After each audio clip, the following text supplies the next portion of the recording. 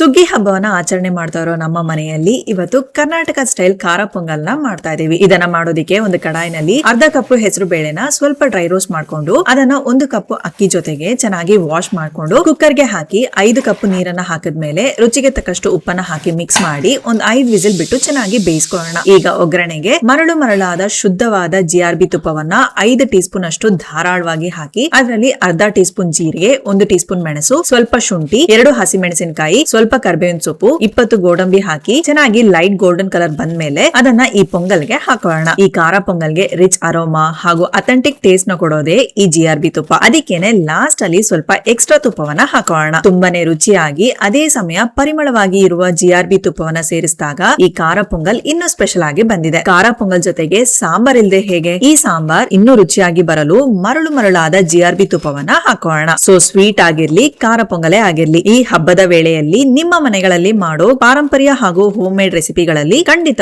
ಶುದ್ಧವಾದ GRB ತುಪ್ಪವನ್ನ ಸೇರಿಸಿ.